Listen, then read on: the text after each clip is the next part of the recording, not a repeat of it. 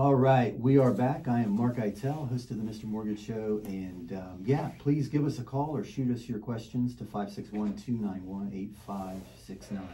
Dom's back there manning the board and ready for your questions. But just to finish the topic about getting scammed in this market, that Craigslist / marketplace scam is kind of rearing its ugly head again as rents have increased so much, and it's just super enticing to see that amazing deal out there, and we feel like because we stumbled upon it on Marketplace, it's just an opportunity that no one knows about, and that's why it's such a great deal. But one more super important reason why having the right agent on your team makes a difference. And I know I kind of raced into that break with this, and that's why I wanted to just circle back and clarify. Most often, on the buyer side of the transaction or on the tenant's side of the transaction, the fee to the real estate agent is paid by either the seller or the landlord. So it really costs you as the buyer or the renter no money to have great professional representation. So I encourage you to do that. If you don't have a great agent, give us a call.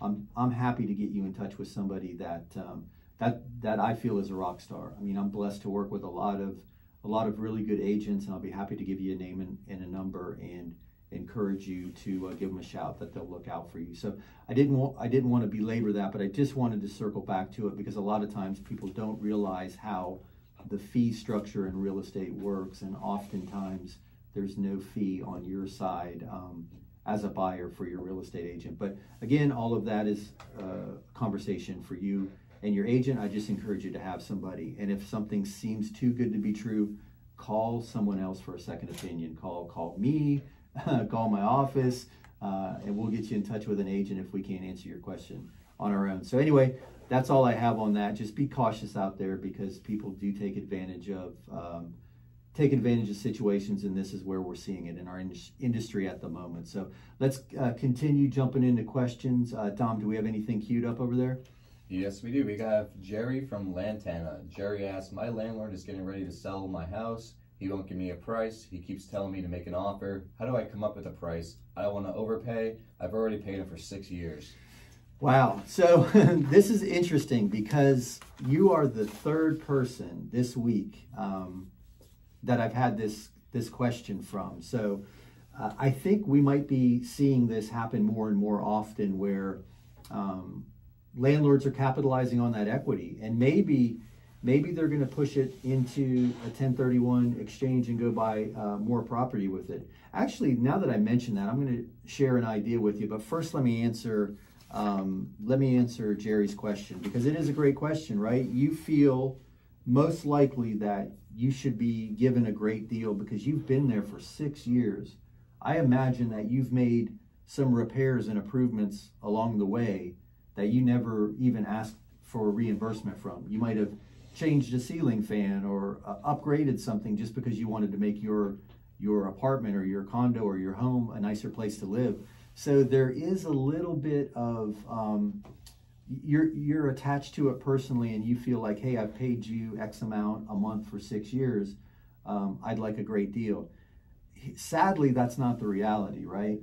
You would have been renting somewhere anyway. So I would encourage you not to get too attached to the fact that you've, invested in this property in the form of rent over a period of time, because it's easy to get wrapped around the axle there when you're negotiating. And just know that, I guess where I'm going with this is approach it as if you were buying a property that you weren't currently renting, because you need to establish a fair market value to start the negotiation. So this is an easy question to answer. I'm going to encourage you to visit the free value report website. You hear me advertise it every break.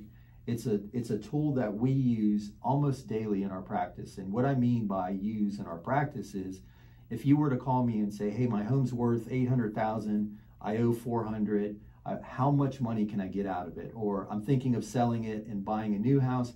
How much do you think I'm going to get out of it for my down payment?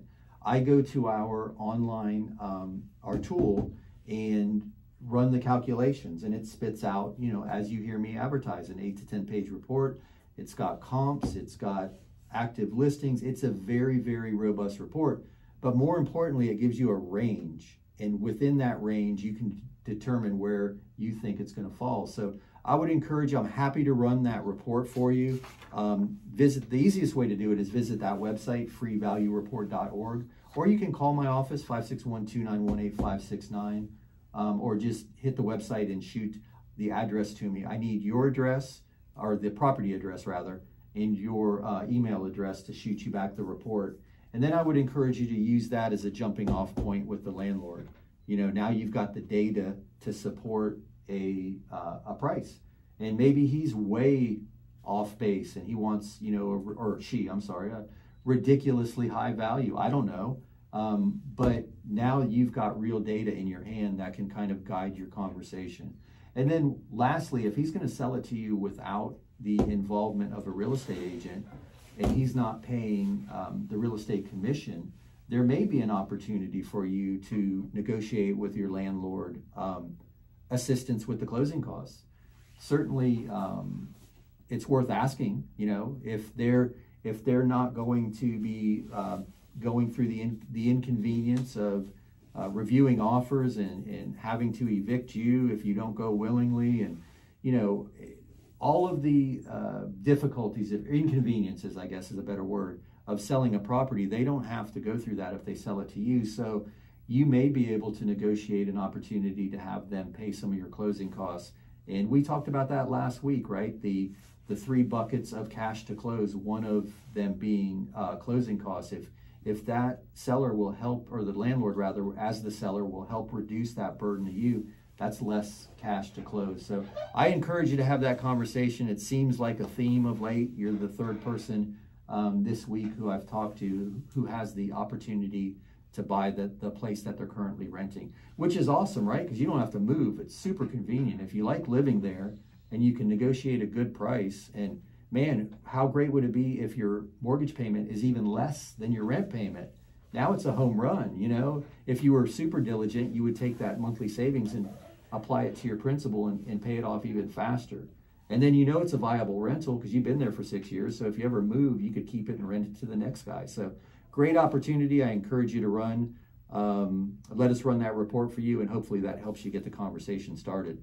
But on that topic, what kind of dawned on me at the beginning of this conversation was the 1031 tax exchange. So maybe these landlords are seeing the opportunity to capitalize on all this equity and go out there and buy more properties by deferring the taxes via a 1031 exchange. So if you are a landlord and you own a condo, and not Jerry's landlord, we don't want his landlord to beat him up, but if you're a landlord out there and you've got a ton of equity in a property, it might make sense to sell that property. And here, let's use an example. There's a ton of examples like this in our area where, you know, you might have purchased a condo 5 or 6 years ago for $150,000, and it may be worth $400,000 now. That's not unrealistic, the amount of appreciation. Well, that means you have $250,000 in equity. And you hear me talk about the DSCR investor loan. Well, with that $250,000 in equity, you can go out there and buy $1 million worth of property just based on the rental income of the new property. You don't have to be fully underwritten from a income standpoint of your own. And if you're rolling those cash assets into a 1031 exchange and then rolling that into a new purchase, you went from collecting rent on one condo from Jerry, to 4 units. If you bought $1 million fourplex, or you bought 4 condos in another building. So something to think about. I mean, we talk about it all the time. In every market, there's opportunity. And this one's no different. The opportunities may be different, but it doesn't change the fact that they're out there. So if you have questions about that, I encourage a phone call, 561-291-8569. I'd be happy to talk you through it, get you in contact with an attorney that can handle that exchange for you. So anyway, we're going to roll into another break. 561-291-8569 is the Anytime hotline. We'll continue to take your questions after this, or visit the website, www.mr.mortgage.